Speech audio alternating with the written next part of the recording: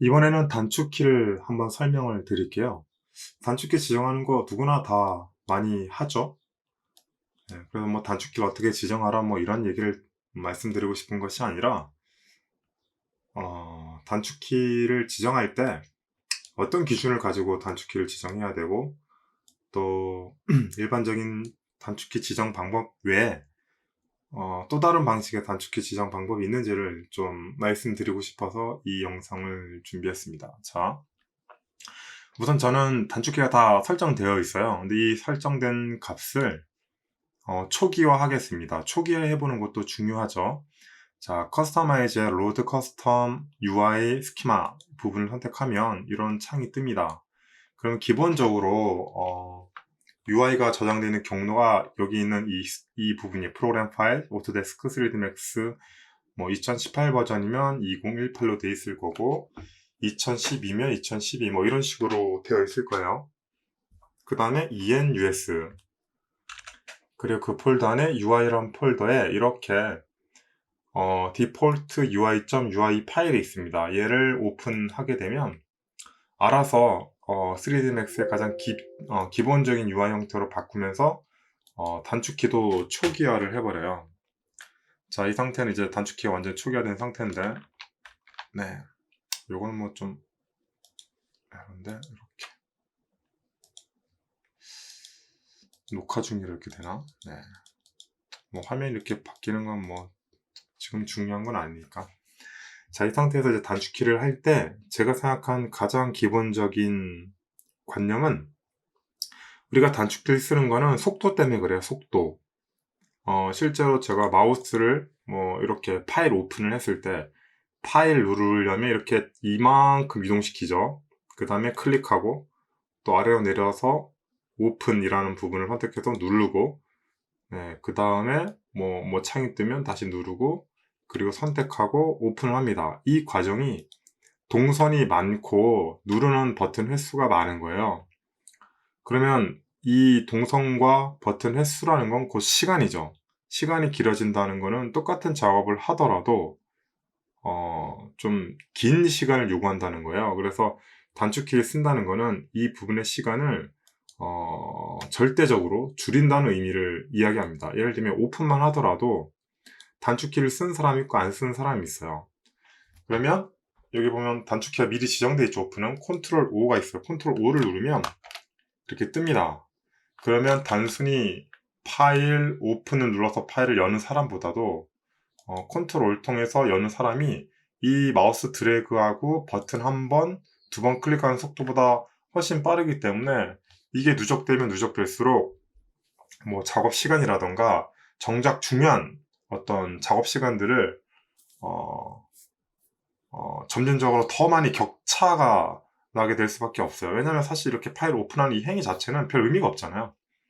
뭐 이 행위가 뭐 좀 더 좋은 품질을 만드는 행위가 아니라 단순히 파일을 여는 행위에 불과하니까. 그래서 이런 것들은 최대한 빨리 끝내는 게 맞습니다. 즉 기계적이고 단순하고 어떤 창작적인 활동이 아닌 단순한 패턴적인 행동들은 기계적으로 반복 일어나는 패턴들은 단축키로 만드는 것이 옳다.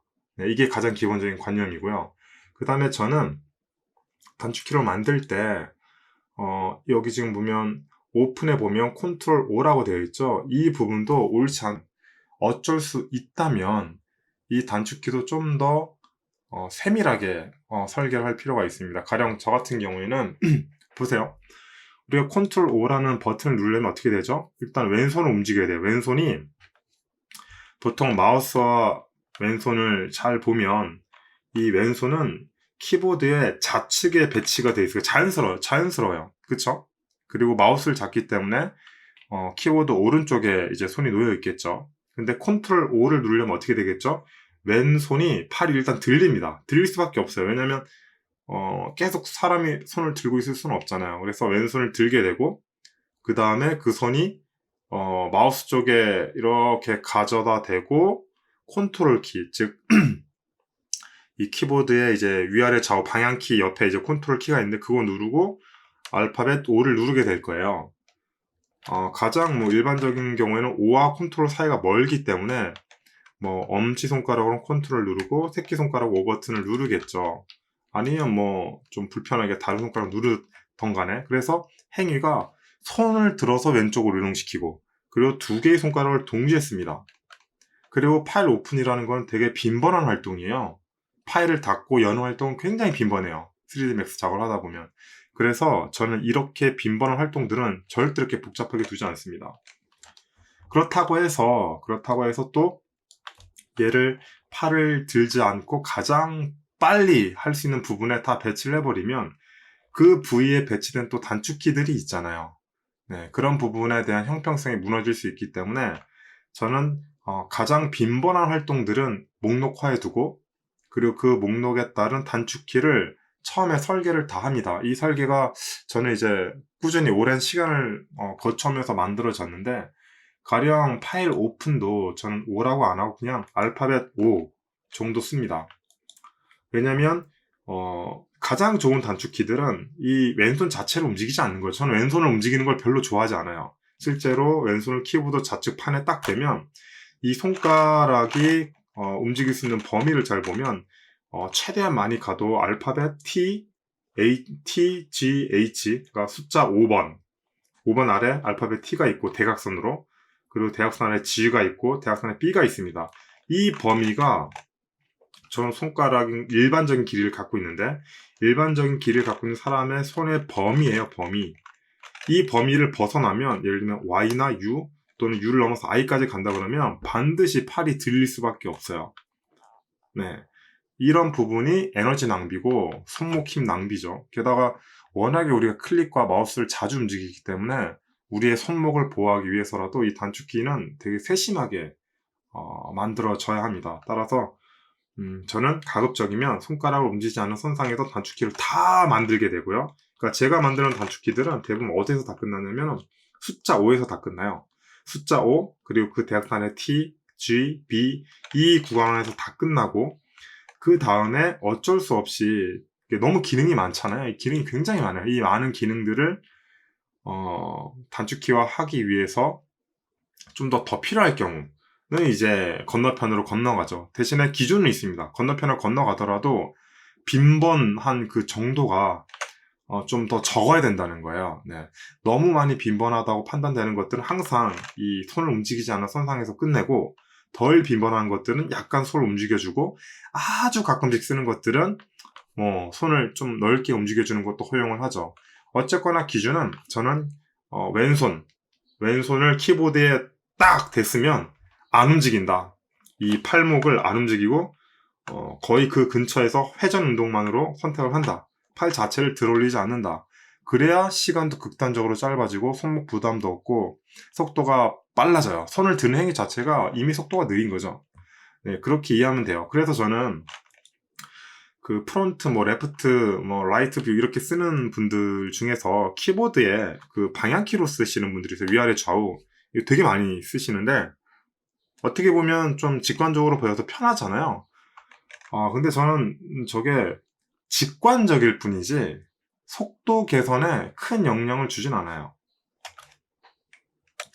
직관적으로 편하게 쓸 수 있을지언정 뭐 직관적이고 키가 몰려있기 때문에 편하죠. 하지만 속도가 오히려 느립니다.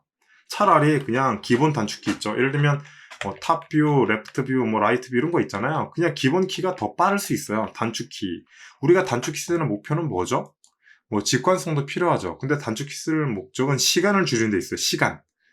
첫째는 시간을 줄이는 거고요. 둘째는 우리의 손 그리고 이 손목을 지키기 위한 부분도 있습니다. 건강하기 위해서. 그리고 작업 속도에 대한 부분도 뭐 시간에 다 포함된 이야기니까.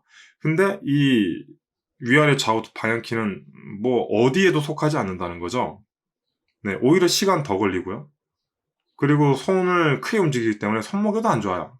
팔도 안 좋고. 그래서 저는 그런 형태의 단축키 지정을 반대합니다. 반대. 차라리 그냥 기본적인 F, B, 라이트, 뭐 레프트 이런 키가 더 낫다는 거죠.